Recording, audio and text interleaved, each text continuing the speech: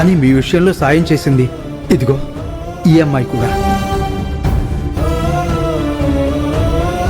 ఇంకొకసారి వాళ్ళకి దగ్గరగా ఉన్నా, వాళ్ళకి దగ్గర వాళ్ళని చూసినా నిన్ను చంపి నేను చస్తాను. పద. వదినా వదినా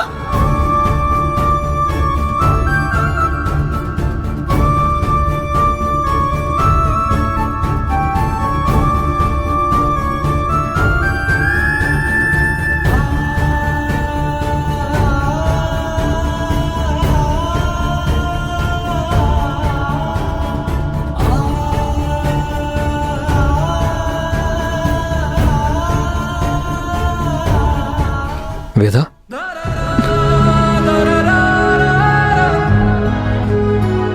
ఏంటి వేద ఒక్కదానివే ఏం ఆలోచిస్తున్నావు? జరిగిన దాని గురించే కదా, అన్నపూర్ణ అత్తయ్య గురించే కదా. మా అత్తయ్య నిప్పుల గుండం మధ్యలో పడిపోతే అందరం ఆవిడ్ని కాపాడుకోవడానికి దగ్గరికి వెళ్తున్నా, ముట్టుకోవద్దని చెప్పి పంతులు గారు మాకు అడ్డుపడుతూ ఉంటే కళ్ళ ముందే ఆవిడ బాధపడుతున్నా చూస్తూ ఏమి చేయలేని పరిస్థితుల్లో మేమందరం నిలబడి ఉంటే నువ్వు వెళ్ళి ఆ అమ్మవారి ముందున్న గంటల్ని మోగించి ఆవిడ్ని తిరిగి స్పృహలోకి తీసుకొచ్చావు. కన్న తల్లి కోసం కన్న బిడ్డ కదిలి వెళ్ళి అదంతా చేస్తున్నట్టు అనిపించింది వేద.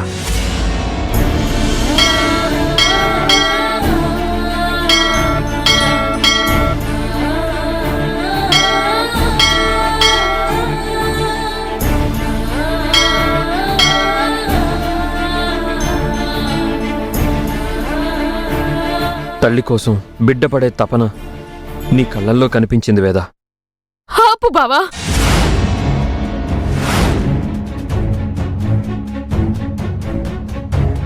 ఇక చాలు ఆపు. ఆవిడ నిప్పుల గుండంలో పడిపోతే ఎందుకలా రియాక్ట్ అయ్యానో నాకు తెలీదు. ఆవిడ తిరిగి స్పృహలోకి వచ్చే వరకు పిచ్చిదాన్లాగా గుడి గంటని ఎందుకు మోగించానో నాకు తెలీదు. అంతటి ఉద్వేగం ఎందుకు వచ్చిందో నాకు తెలీదు. ఆవిడ ప్రమాదం నుంచి బయట పడింది అనగానే నాలో ఎప్పుడు లేని ఆనందం ఎక్కడి నుంచి వచ్చిందో నాకు తెలీదు.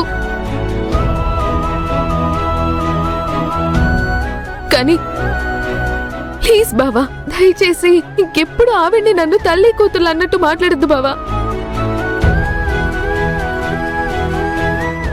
వేద, అవును బావా, మాట వరుసకు కూడా ఆవిడ నా తల్లి అని మా అమ్మ ముందు అనద్దు బావా. ఆవిడ తట్టుకోలేకపోతుంది.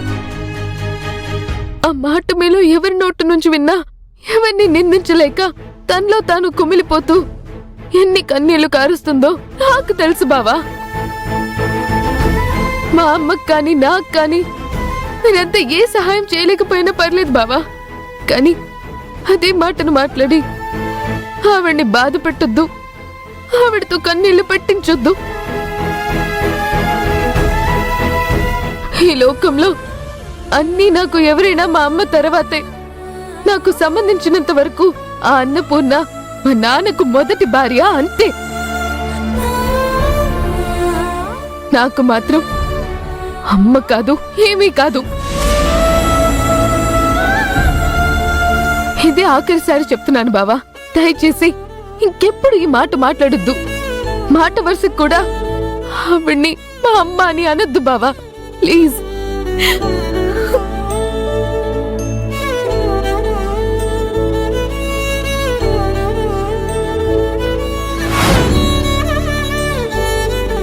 అన్నపూర్ణ అత్తయ్యకి కష్టం వస్తే అంతటి ఉద్వేగం ఎందుకు వచ్చిందో తెలీదు అన్నాం. ఆవిడ కష్టం నుంచి బయటపడింది అని తెలియగానే ఆ ఆనందం ఎక్కడి నుంచి వచ్చిందో తెలియదు అన్నావు. నిజంగా నీకు తెలీదు, ఎందుకంటే నిజమేంటో నీకు తెలీదు.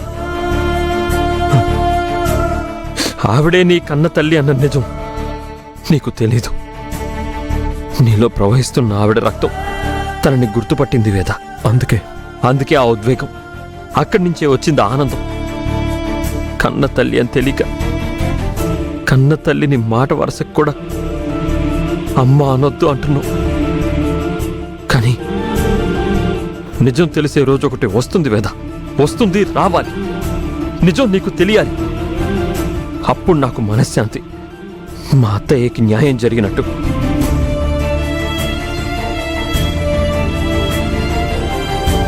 ఇదిగో మౌనంగా కూర్చొని వింటూ ఉండడం కాదు.